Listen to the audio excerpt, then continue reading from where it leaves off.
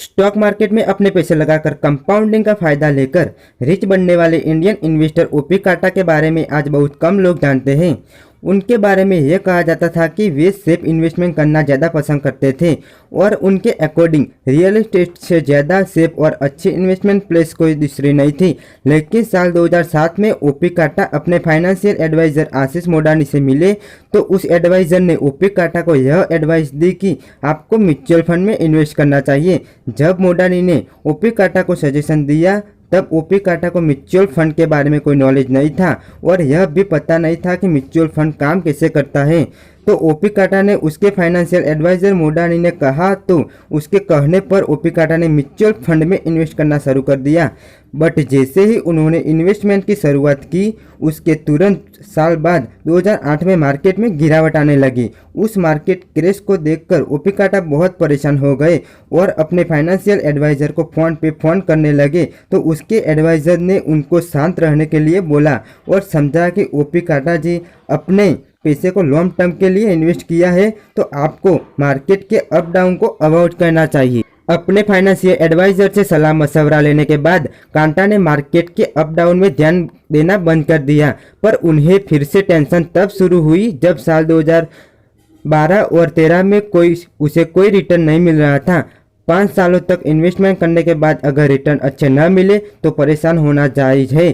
पर कहीं ना कहीं उसके फाइनेंशियल एडवाइज़र पर यकीन था कि इसीलिए उस बात पर ओपी काटा ने अपने इन्वेस्टमेंट को कोई चेंज नहीं किया और उस चीज़ का पॉजिटिव रिजल्ट 2016 में देखने को मिला। क्योंकि 2016 में मार्केट के अचानक ग्रो हो जाने से ओपी काटा को बहुत ज़्यादा फायदा हुआ बिकॉज उन्होंने अपना अमाउंट को काफ़ी लंबे समय तक लगाया हुआ था।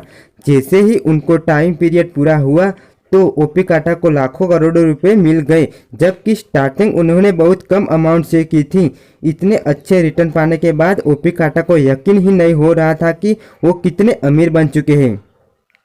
और फिर ओपी काटा ने अपने एडवाइज़र को कहा कि आखिर ये मेरिकल हुआ कैसे।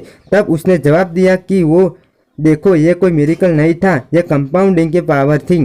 मोडानी की वह बात सुनकर ओपी काटा ने और कई क्वेश्चन किए कि कंपाउंडिंग क्या होता है, एसआईपी क्या होता है। तो मोडानी ने सवाल के जवाब बहुत इजी तरीके से समझाया और बताया कि यह चीज़ें किस तरह काम करती हैं।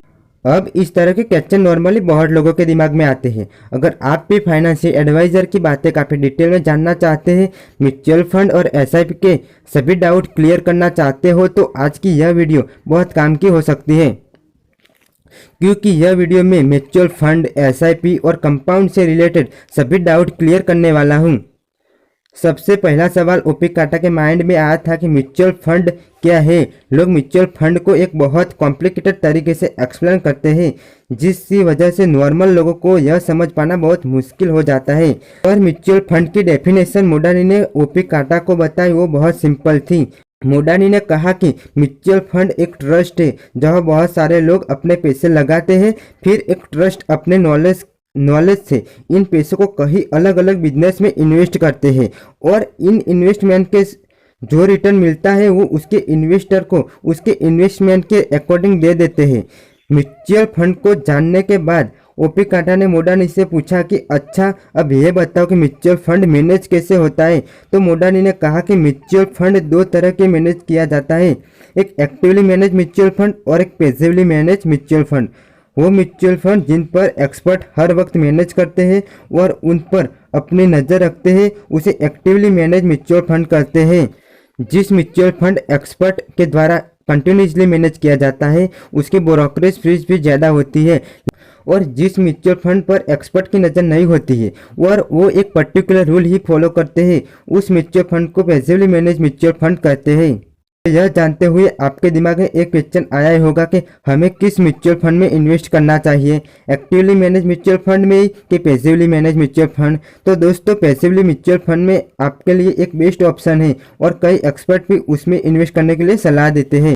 इन्वेस्टमेंट किंग वॉरेन बफेट भी उसके ज़्यादातर पैसे म्यूचुअल फंड में इन्वेस्ट किए हैं क्योंकि टॉप 50 कंपनी में अपना पैसा लगाने में उनका इन्वेस्टमेंट रिस्क काफ़ी कम होता है और उन्हें अच्छी रिटर्न मिलती है। ओपी काटा ने फिर से एक सवाल पूछा कि आगे अपना पैसा किस तरह से इन्वेस्ट कर सकते हैं, मतलब कि वो थोड़ा थोड़ा पैसा इन्वेस्ट करे या एक ही बार में पूरा पैसा लगा दे। इसी बात पे मोडा ने कहा कि म्यूचुअल फंड में आप किसी भी तरह पैसा लगा सकते हो, पर उनको लगाने का तरीका क्या है और वो काम कैसे करेगा वो मैं बताता हूँ। आप थोड़ा थोड़ा एक फिक्स टाइम पर देते हैं तो उसे एसआईपी कहा जाता है। उसके हर महीने अपना पैसा एक म्यूचुअल फंड में इन्वेस्ट करना होता है और अपना सारा पैसा एक ही बार में इन्वेस्ट कर देते हो तो उसे कहा जाता है वन टाइम इन्वेस्टमेंट। ओपी काटा पूछते हैं कि दोनों में से ज़्यादा अच्छा कौन है और किस में ज़्यादा रिटर्न मिलते हैं, तो मोडानी कहते हैं कि दोनों में से दोनों तरीके अच्छे हैं। अगर आप एक ही बार में रिस्क लेना पसंद हो तो आप वन टाइम इन्वेस्टमेंट कर दीजिए, बट आप एक ही बार में इन रिस्क लेना नहीं चाहते तो आप एसआईपी के थ्रू इन्वेस्टमेंट कर दीजिए। फिर ओपी काटा को एक और सवाल पूछा कि अगर एक महीने एसआईपी रकम जमा नहीं कर पाया तो क्या मेरा पैसा डूब जाएगा? तो मोडानी ने कहा कि नहीं, तुम्हारे पैसे नहीं डूबेंगे, तो जब चाहो अपने पैसे वापस निकल सकते हो। एसआईपी के में तुम्हें एक फ्रीडम मिल जाती है कि जब चाहो तब पैसा लगा सकते हो और जब चाहो तब पैसा निकाल भी सकते हो। और बहुत कुछ जानते हुए ओपी काटा बोलते हैं कि वाह यार, म्यूचुअल फंड एक वाकई में बहुत अच्छी चीज़ है, पर मुझे ज़रा ये बताओ कि कोई छोटी अमाउंट से इन्वेस्ट स्टार्ट करे तो कैसे करेगा? मान लो मैं 1000 की एसआईपी शुरू करूं तो मुझे कितने रिटर्न मिलेंगे? तो उस पर मोडानी कहते हैं कि बेसिकली किसी भी म्यूचुअल फंड में 15% रिटर्न तो मिलती ही है। यानी हम एक यह सोचकर चले कि आप अगर 20 ईयर तक 1000 की एसआईपी जमा की है जहाँ 15% की रिटर्न मिलती है, तो हिसाब करते हैं दोस्तों, आपके इन्वेस्टमेंट की रिटर्न आपको 15,15,599 रुपये मिलेगी। और आप 20 साल तक म्यूचुअल फंड होल्ड करते हो, उसे कंपाउंडिंग कहते हैं। तो उसे कंपाउंडिंग की पावर कहते हैं।